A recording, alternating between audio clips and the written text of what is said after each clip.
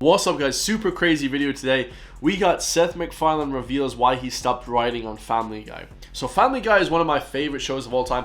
I actually posted a video probably about 2 years ago where Seth MacFarlane and Family Guy actually made fun of all of Irish people in Ireland, and I absolutely love that video. That's one of my favorite videos ever. It's got like 5,000-10,000 views or something. It's one of the funniest videos ever where they basically make fun of Ireland, and it's just a hilarious video.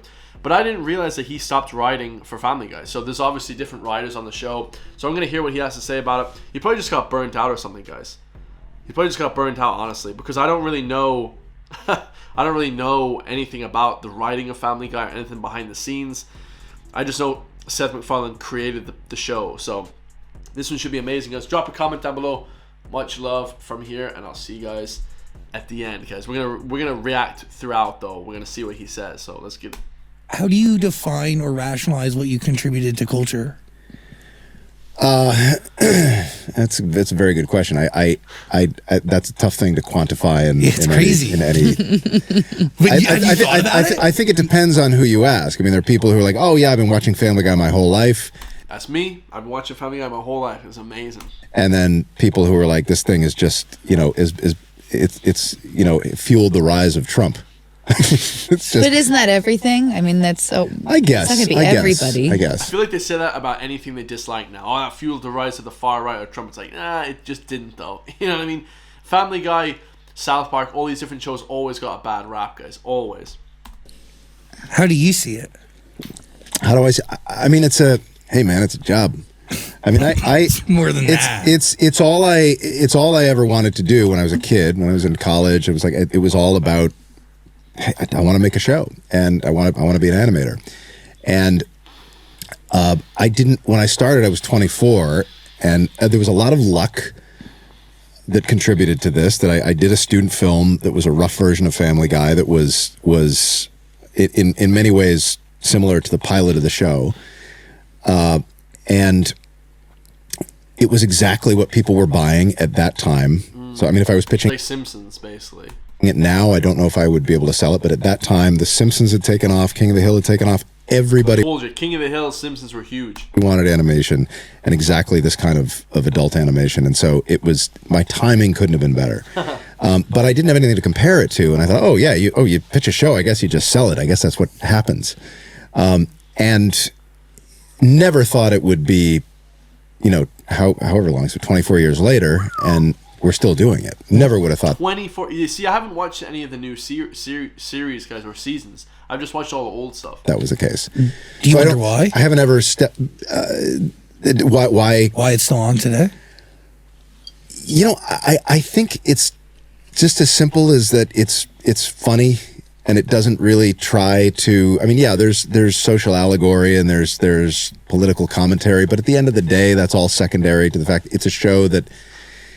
That writer's room is just full of really funny people who are out to get laughs, and that's what the show is. And it's like people say, "Yeah, man, I watch Family Guy. It helps me fall asleep," or I get stoned and I watch Family Guy, and it's you could take that as oh my God, I'm making kitsch instead of art, but to me it's like, no, that's the show doing its job, and that's kind of what it's here for. And I don't think it's any more complicated than that. I think it's a show that sets out to be funny. People like to laugh, and it works out for everybody. Everybody loves comedy, guys. Everybody loves comedy. A joke that surprised you? That's like really gone off and taken a life of its own? Like I'm thinking of like two off the top of my head. The chicken, Kool-Aid Man. Yeah, I mean, you never know. Oh yeah, the chicken and the Kool-Aid Man. That transcended like. Everyone in the world knew about that. Oh, never know what they are. The Stewie going, "Mom, mommy, mama, mama." Yeah. That was perfect as well, man. That show, I think Family Guy is the perfect series. I think it's 10 times better than South Park, even though all my friends love South Park. And South Park is more watchable as well, like for longer periods of time. But Family Guy is just genius, man. Never would have thought that. I mean, the forever. The Trash Men song, "The Bird Is the Word," is one that just. Will not die. Yeah, I mean, there are jokes at this point that fans of the show will bring up, and it takes me a second, and man, we've done what 350, 400 of these things, and I got to think for a second, like, when was that? What year was that? Because I haven't written on the show since like 2009, 2010, somewhere around there. Whenever I started doing TED, I stepped away. I ran that show for about 11 years, and then I said, all right, it's all you guys. How hard was Damn, bro, to hand it over is tough though. It was tough, but it was easier than if I had kept one hand in it. I'm the kind of person that I can either give 1,000% to something or none at all. I cannot do. I'm a terrible like. I think everybody's like that, guys. I think I'm like that. I cannot do one or two things. I have to do everything at all, or else just nothing at all. Production executive in that regard. I can't.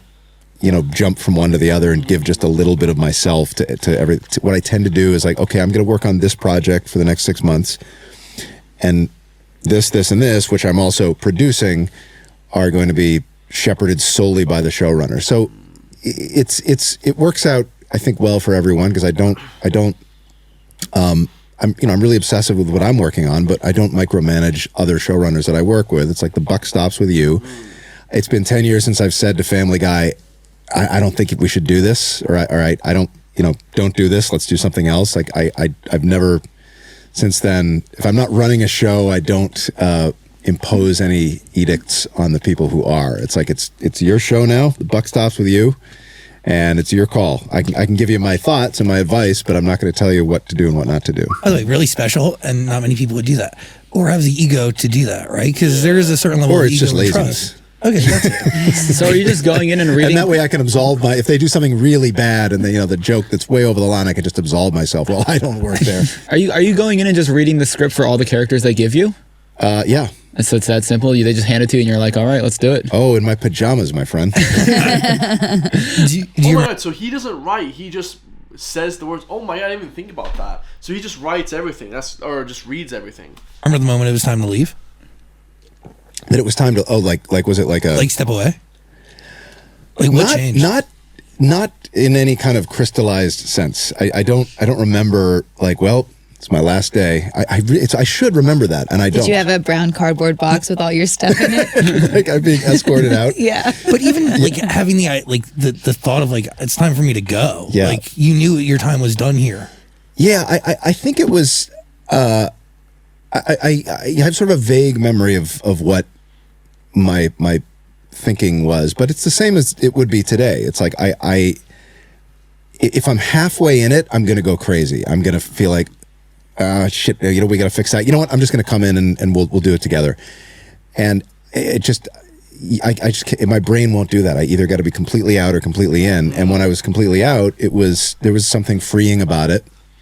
I did have some concern for the future of the show, but it's somehow sustained. It's like the people who've been working there are a lot of the same people that were there when I was running the show, and they've done a great job in my absence. So, I got lucky with a good team. It really could be on forever. Could be. I mean, I'll die at some point. We'll all die. You gotta. That's another one that's going to blow your mind. Someday we're all going to die. How about this one? Who's going to go to whose funeral first? I like that one. I think about that one a lot. I think, Liz, you'll just kind of have a string of all of our funerals that you'll have to attend. Exactly. Yeah, that's fire. But yeah, absolutely wicked, guys.